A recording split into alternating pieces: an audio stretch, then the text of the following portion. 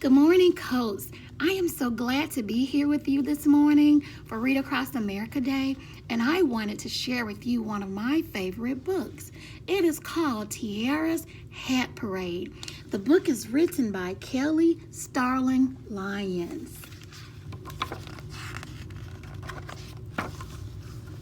Some people say I have a knack for storytelling.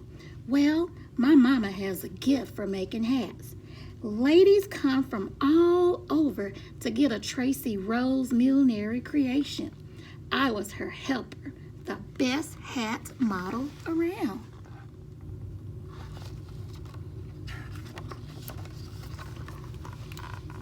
Hold your head high, Tiara, Mama would say as she slid her sunny day special hat on my head. Tangerine with gold feathers fanning out, I felt like a bird showing off its colors. Now strut. That's right, baby. Show 'em how it's done. I would sashay around her studio, and the ladies would clap and shout, "Go on, girl." Their laughter jingled like silver charms.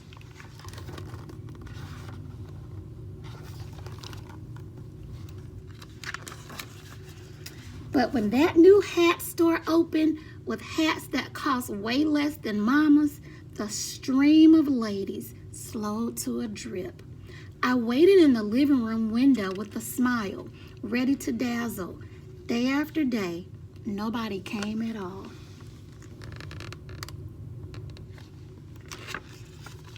"We can't eat dreams," Mama said one afternoon, sighing.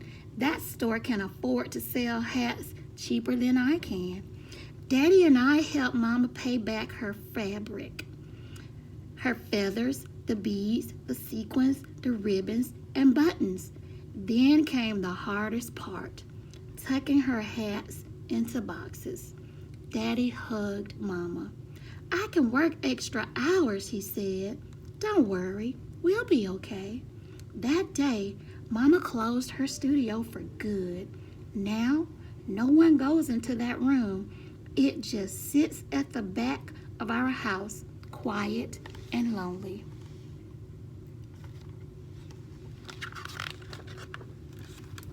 When my school had a job opening, Mama went back to what she did before, teaching art.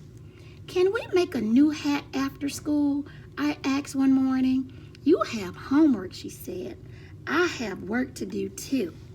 "But you're always too busy. Let's talk about something else," she said, her voice sharp as a hat pin. Then it was hushed as a feather, something happy.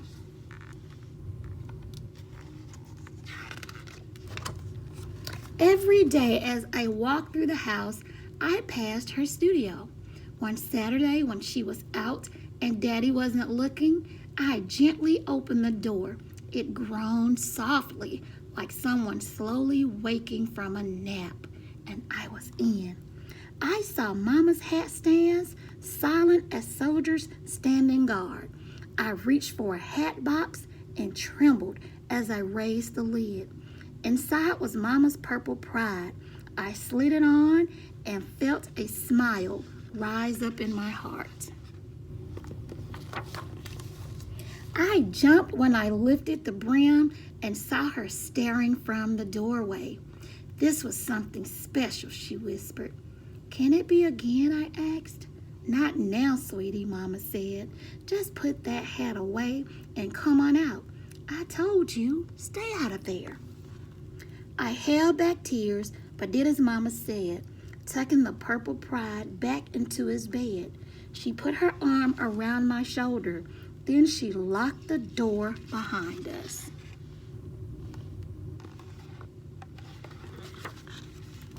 But the next day at recess, I thought about Mama's hats. I pictured them as we drove home. At dinner time, I slipped in a silent prayer after grace. Amen. And please help Mama make hats again. On Fun Friday at school, Mama let us choose our art project. My hand shot up. "Hats," I said. She cut her eyes at me. "Please, Mrs. Rose," everyone sang. Her frown turned to a smile. Okay, hats it is.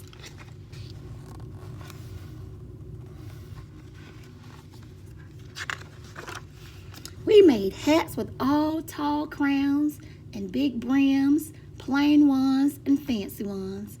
Mama swept across the room like a magician, helping us add decorations with waves of her hand. My friend Maddie put on her hat and frowned.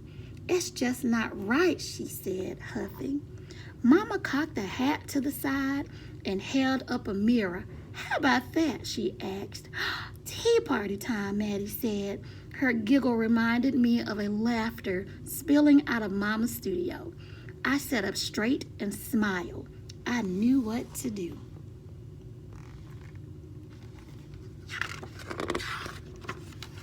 I told Daddy my plan. That's a real good idea, baby girl, he said, smiling. We checked with the principal.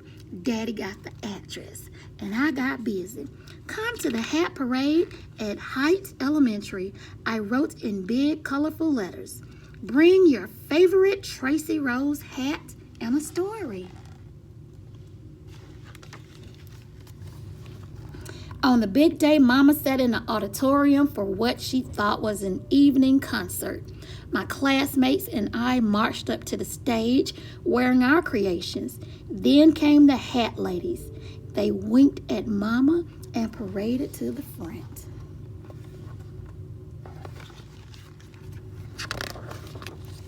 Miss Irving pranced to the microphone first, wearing the scarlet sass in class with this glittering black swoosh.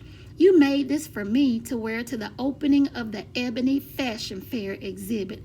I looked sharp, and I knew it.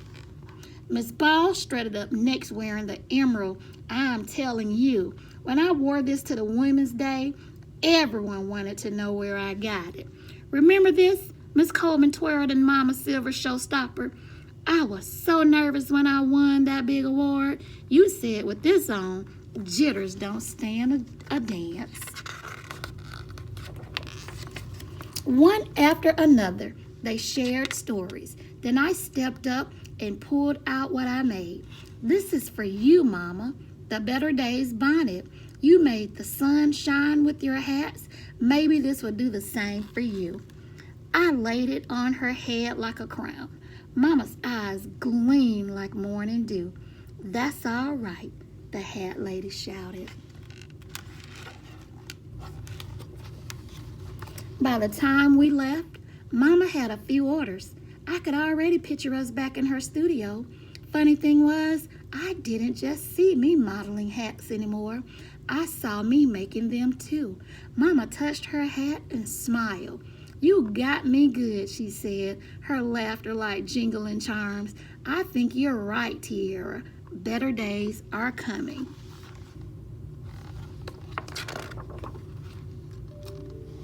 And that is the end. I decided to share this story with you because today I asked teachers to wear a hat that represents them. As you can see, I am putting on my hat.